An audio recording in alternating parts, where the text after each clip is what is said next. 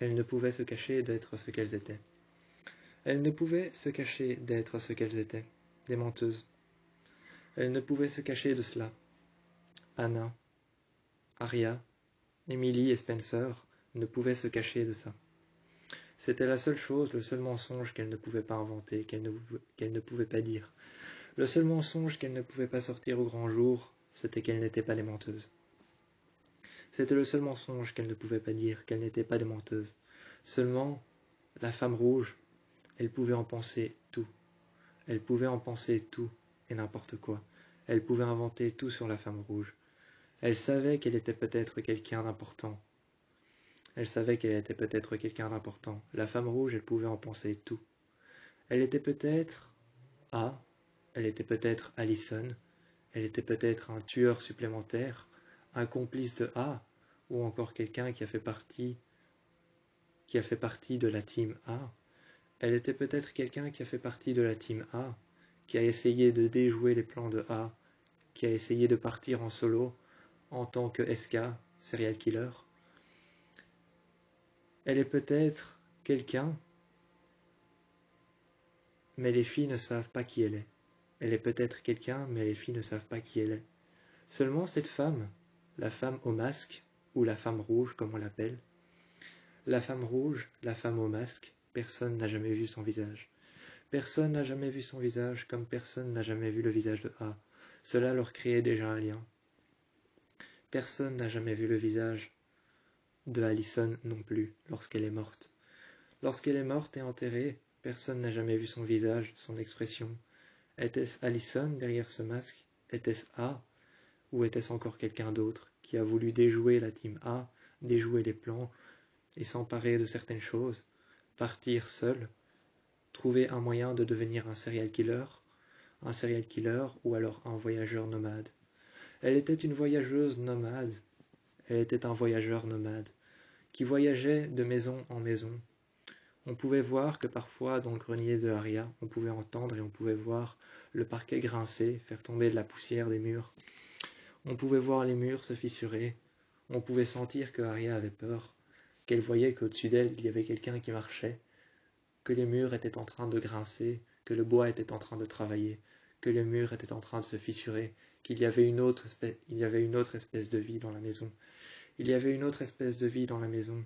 Parfois, chez Spencer, dans la cuisine, ça résonnait. On pouvait sentir les verres se cogner les uns contre les autres. On pouvait sentir l'odeur du charbon, le feu ouvert qui brûlait, à travers lequel on pouvait voir qu'il y avait des flammes qui s'étaient allumées à minuit, alors que le feu ouvert était éteint. Le feu ouvert était éteint, mais on pouvait sentir dans la chambre de Spencer qu'il y avait une présence étrangère. On pouvait sentir les verres dans les armoires se serrer les uns contre les autres, entendre le bruit des glaces qui se serraient les uns contre les autres dans le frigo. Dans le frigo, on pouvait entendre la glace qui craquait, les verres qui se serraient les uns contre les autres, le métal contre le verre contre le métal. On pouvait entendre le bois travailler. Dehors, il y avait le vent. Chez Emily, on pouvait sentir une présence étrangère, dans les murs, dans les couloirs, mais surtout au-dessus d'Emily, au-dessus de Anna, au-dessus de Spencer, au-dessus de Arya. Il y avait cette présence supplémentaire dont on ne savait pas le nom. Cette présence supplémentaire dont on ne savait pas le nom, on ne savait pas qui elle était, son identité, on ne savait pas si c'était une femme, si c'était un homme, si c'était quelqu'un qu'elle connaissait, si c'était un intrus, si c'était quelque chose d'autre. Si c'était un humain, ça elle le savait, c'était sûrement un humain, mais ce devait être aux yeux de la loi, ce devait être un monstre. S'incruster chez les gens pour leur faire une frayeur pareille, s'incruster dans les murs, dans les parois, vivre dans les greniers pendant des jours et des jours, des semaines et des semaines, se cacher derrière un masque, voilé par une grande robe rouge, se cacher derrière un masque, voilé par une grande robe rouge. Un essaim rouge qu'elle laissait derrière elle, une présence étrangère qu'elle laissait dans les murs. Les filles se demandaient qui elle pouvait être. Elles se demandaient qui elle pouvait être. Était-ce A? Était-ce Allison? Était-ce quelqu'un d'autre? Était-ce une présence étrangère? Ce qui était sûr, ce qui était vrai, cela était vrai, c'était un humain, c'était une personne, une femme ou un homme, certes, elle ne savait pas. Elle ne savait pas, mais c'était une femme, un homme, quelqu'un qui avait de l'intérêt par rapport au fait de venir chez Anna, chez Arya, chez Spencer et chez Emily. De l'importance à leurs yeux, elles en avaient, car tous les jours elles venaient. La femme rouge, comme elle avait été appelée, la femme au masque, la personne, l'intrus, l'inconnu. Elle avait beaucoup de noms. Elle avait été appelée l'inconnu, la femme au masque, la femme rouge, l'intrus. Elle avait aussi été appelée le second A. Elle avait été appelée le second A, la deuxième personne à suspecter. Mais seulement, on ne pouvait pas la voir, on pouvait seulement l'entendre à travers les murs. Le soir, lorsque Emily allait dormir, lorsque Anna allait dormir, que Rosewood était en train de s'éteindre, que Mike allait dormir chez Arya, que Arya allait dormir, que Anna, Spencer et Emily allaient tous dormir, fermèrent les lumières, on pouvait sentir les murs qui prenaient vie tout autour d'elle. Les murs prenaient vie, commencèrent à craquer, le bois qui commençait à craquer, les portes qui commencèrent à trembler, et au-dessus d'elle, des pas. De la poussière qui tombèrent des murs. De la poussière qui tombèrent des murs, des pas, des bruits de pas, parfois même des voix, on pouvait l'entendre discuter. Était-elle seule dans les murs? Était-elle avec quelqu'un dans les murs?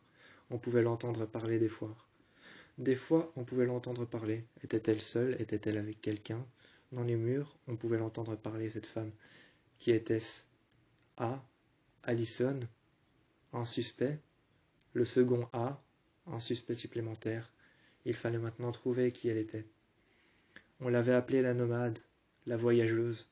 Elle parcourait les greniers. Une fois, elle était chez Arya, chez Spencer, puis chez Anna. Ensuite, elle revenait au point de départ et elle parcourait les greniers. Apparemment, nos maisons avaient plus d'importance que nous n'en avions à ses yeux. Nos greniers avaient plus d'importance que nous en avions à ses yeux. Beaucoup plus. Elle cherchait quelque chose dans nos greniers, dans nos maisons, dans nos murs, dans nos portes, dans les couloirs lorsqu'on dormait. La nuit, elle cherchait quelque chose. On avait beaucoup moins d'importance à ses yeux que nos greniers n'en avaient. On a décidé alors de monter. Tout ce qu'on a pu voir, c'est une corde qui retenait attaché un gibier mort, retenant attaché un gibier mort à une corde qui était attachée au plafond. C'était pour cela que chez chacune d'entre elles, il y avait un gibier mort. Il y avait cette puanteur de viande pourrie à travers leur chambre, et c'était pour cela qu'au-dessus d'elles, il y avait un dessin rouge qui jonchait le plafond, dont on pouvait voir que des gouttes rouges étaient en train de tomber par terre. Des petites gouttes infimes, rouges, qui tombèrent par terre. Cela était sûrement du sang, mais Anna, Emily, Spencer et Arya se consolèrent en disant que ça devait être un pot de peinture rouge, ou alors encore une substance rouge qui avait été versée sans faire exprès. Mais le jour où elles sont montées, elles ont remarqué un gibier mort dans chacun de leurs greniers. Le sang versé était bel et bien celui qu'elles voyaient à leur plafond sous la forme d'une auréole rouge, représentant de la pourriture sur les côtés. L'odeur abominable était encore plus abominable qu'elles le pensaient dans les greniers. Le sang était bel et bien l'auréole au plafond qui tombèrent par petites gouttes infimes sur le côté des draps, qui laissèrent alors une seconde auréole blanche sur le côté du lit. Elle ne savait pas qui était cette femme. Était-ce un suspect de plus? Était-ce A? Ou était-ce un second A qu'on pouvait apprivoiser en tant que suspect? Était-ce Allison? Qui était-ce? C'était le mystère à résoudre.